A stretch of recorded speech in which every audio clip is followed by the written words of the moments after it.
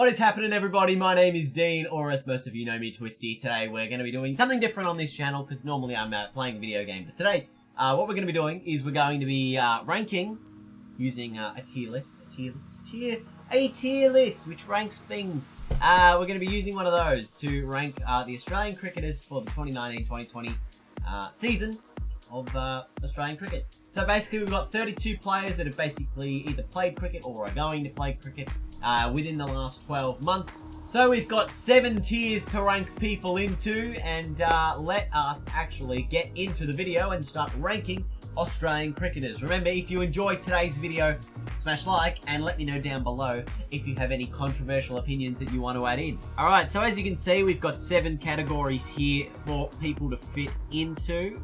We're just gonna grab this man, Stephen Smith, and chuck him into the S plus category, or the Smith category, as some of you may be aware that is a real thing.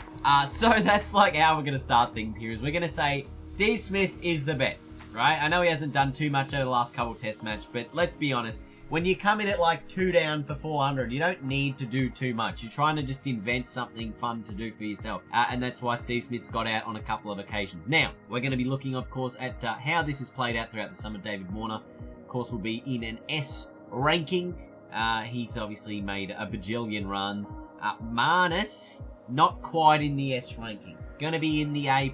And the only reason is Warner has a lot more of a history as being a very, very good player. I believe Marnus will eventually be in the S category. Of course, he's a mini-me of Steve Smith when he came in for the concussion sub, and now he's just absolutely flying. So, good to see him successful. We're going to try and put one player in each sort of category so that we can really categorize these things properly. The A category, I'm going to put a Peter Siddle in there, because if you take a hat-trick on your birthday, that's pretty much an A rating straight away. B-rated player, Adam Zampa, probably a B rating there for him.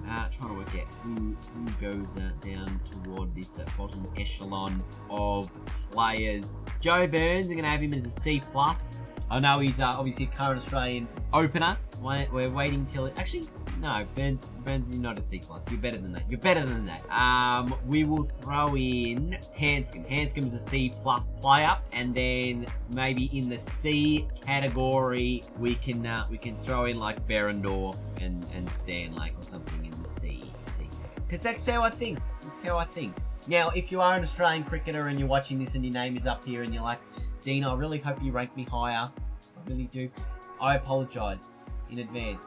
But this is just how it needs to be. I'm sure you'll have a great career. Also, just don't at me on Twitter. Alright, so that's sort of our grading system for how we've got all of our players and where they might sort of fit into in an echelon of players. But now let's go through and actually add in everybody else. Where is everybody else going to fit? You're probably wondering. Well, we're going to throw in Aaron Finch. He's somewhere between the A+ and the S category. Probably S. We got to rank players based on their best format, or maybe not quite their best format, but I guess their best format, but they get bonus points for like being good at multiple formats. Alright, so that's why Smith is obviously in the Smith category. Warner probably would fit in there as well, I suppose, because he's pretty good at limited overs cricket. But Aaron Finch goes in the S category. Stoinis, maybe a C+ player. The only thing is with Stoinis is he's just so inconsistent. Well, he's consistently inconsistent. I suppose consistently not good enough. Maybe at the Australian level anyways. Bowling's generally been his strongest strength in international cricket for Stoinis. Alex Carey is probably an A-level player, I feel. He will probably move into that test match spot sooner rather than later. Nathan Lyon is the GOAT. He goes into the S category. And Pat Cummins also into the S. And then Mitch Starc also, in terms of our 3 frontline bowlers, he goes into the S. He goes into the S category because he is good across multiple formats. And you'll notice that here I'm putting Josh Hazlewood in the A+. Hazlewood, very, very good test bowler. Not quite Cummins level, so he can't go in there.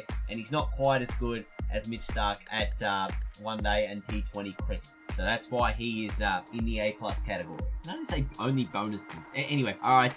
Then let's finish off with at least our main quickies. We'll chuck our James Pattinson into the A as well, alongside Peter Siddle there. Of course, those guys doing a very nice job. Very nice job as backups for the remaining Australian quicks.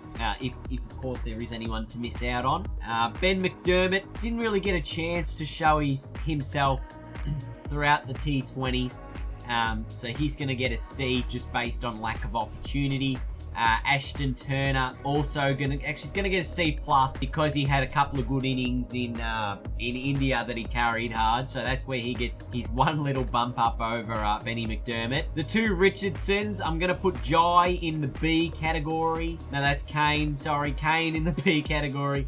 And Jai Richardson in the C+ category, because Jai Richardson, again, same sort of thing where he hasn't had too much opportunity because of injury, but I do believe he has a lot of potential to be one of our very best quick bowlers in the future. So that's why he's not quite down in the C, but he gets a C+. And you've got to remember, a lot of these cricketers are very good players, and that's why we have tried to separate them a little bit more at the top with more high-end categories than low-end categories, because they're all very, very good at cricket. Agar played a lot of T20s this year. He's probably worth a B. Might work himself into the test spot if they want to play two specialist spinners at the SCG. Probably going to pick him over, I guess, maybe a Swepson or something, if they are going to go that route of two spinners. Although they could just end up playing two spinners with just Labuschagne just being, the second spinner. Well, Smith, they still got Head in there who can bowl some spin. Matthew Wade, pretty good player in terms of pace bowling as well. He's going to go into the A category with his batting, of course, over the Sheffield Shield, and has delivered already with a couple of 50s, or he got a near 50 in the second test. So he started his summer as about as good as you can when you've got players making 335 runs around you and you don't get too much of an opportunity to bat. So Wade in the A category there really improved himself and into that spot. For the rest of the Australian cricket team, Joe Burns is a B, because he's a Burns. Burns is a B. Got a 97 in the first test. Really should have gone on to get the 100. Then in the second test, we're not going to take too much away from him because he, what did he do? He got 6, but he got a good delivery to get him out. It wasn't like he played a bad shot. It was just a good ball to get him out. And I guess you look at his previous test, because he didn't play the Ashes. His previous test in Australia got 100. So he's actually in reasonably good form. So that's why, or he was at least in good form when he got booted from the side. So he gets a B there. The Marsh boys, C's. Maybe Mitch Marsh goes up into the B just because he's a little bit better in terms of his bowling's more consistent. Batting's definitely not a thing. And maybe Sean Marsh goes into the B. Both Marsh boys can go into the B, I suppose. A couple more left-handers I'm going to throw into the B category. Khawaja and Travis Head. Travis Head, of course, in the test side at the moment, but I don't think he's quite at the Matthew Wade caliber yet. He's probably the most fringe player of the entire squad. He's Travis Head. But that being said, had a fantastic game in Adelaide where he didn't touch the ball whatsoever and didn't bat. So that's a pretty good spot for him. Cameron Bancroft, C+. Didn't have a great Ashes series, although not many people did. Marcus Harris, I'll put him in the same sort of positioning. Didn't have a great Ashes series as well. Glenn Maxwell, he is an A+ player. Obviously very, very good in the shorter form of the game.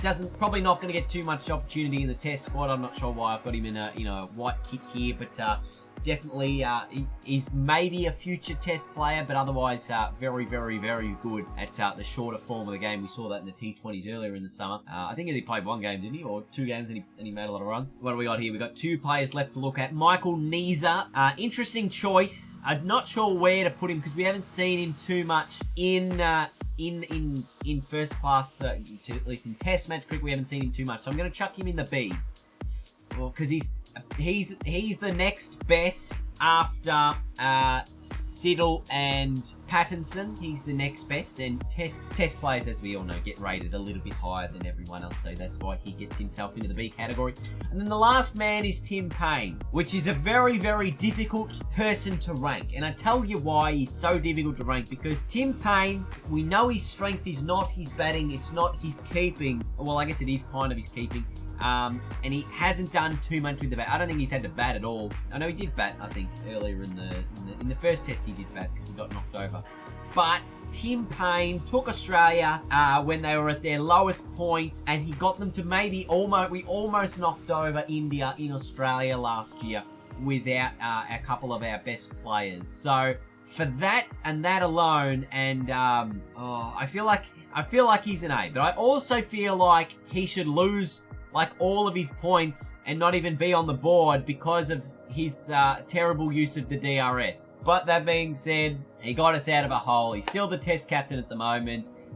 We're winning games by an innings plus, so I feel like he's got to be rewarded for at least picking a good side. So that in mind, and his banter behind the keeping, but behind the stumps is very, very good. So that gives Tim Payne an A-grade quality of player there. But that, I think, is going to do us for today's video. Let me know what you guys are thinking.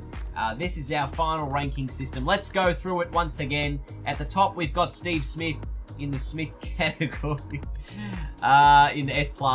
Then you've got, in the S, our top grade cricketers. We got Warner, Finch, Lyon, Cummins, and Stark, of course, because he's good across all formats. The A+, Marnus, Hazelwood, and Maxwell.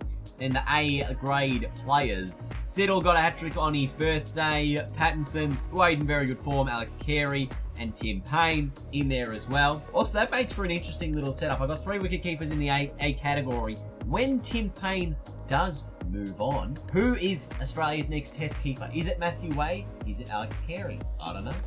Then we look at the Bs. We've got a few one-day players here. Zampa and Richardson and Agar as well. Probably a one-day or shorter form player. Then you go into Burns, Mitch Marsh, Shaun Marsh, Khawaja, Head, and Nisa in the B categories. The C pluses, you've got Hanscom, Stoinis, Turner, Jaya Richardson, Cameron Bancroft, and Marcus Harris. Still with some work to do for those two boys to get back into the test match arena. And in the C's, Stanlake, Berendorf, and the last one there is, well, it's Berendorf, Stanlake, and then the last one is Benny McDermott. Alright, we smashed it. We got through it. That is the list complete. 32 players done. So that is going to do us for today. Let me know down in the comments section below if there's anything you disagreed with and thought was a controversial opinion. But let me know how you would do this. Maybe I can leave the link for this this tier list down below as well if you wanted to do it yourself. Find out where you would go about things. But that's it. Have a good one, everyone. Enjoy the rest of your day. And until next time, I will see you all later. Goodbye.